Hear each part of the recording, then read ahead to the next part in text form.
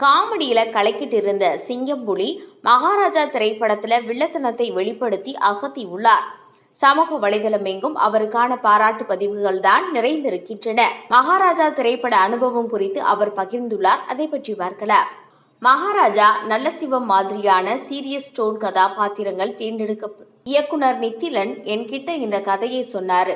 இந்த மாதிரியான கதாபாத்திரத்துல இதுக்கு முன்னாடி நடிச்சது இல்லைங்கிற காரணத்தினால யோசிச்சுட்டு சொல்றேன்னு சொன்னேன். 10 நாள் வரைக்கும் டைம் எடுத்துக்கிட்டேன்.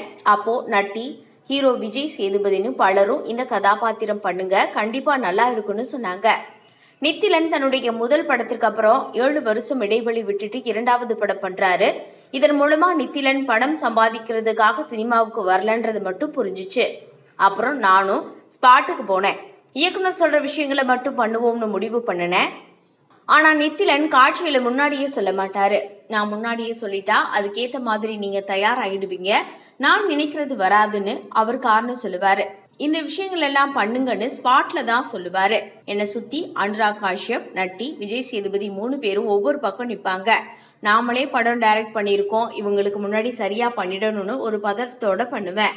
இப்போ தியேட்டர்ல மக்கள் என்னுடைய கதாபாத்திரத்திற்கு நல்ல வரவேற்பு கொடுத்திருக்காங்க. அதை பார்க்கும்போது ரொம்பவே சந்தோஷமா இருக்கு. பெண்கள் எப்பவுமே சினிமாவை வாழ்க்கையோட சேர்த்து வச்சு பார்த்துப்பாங்க.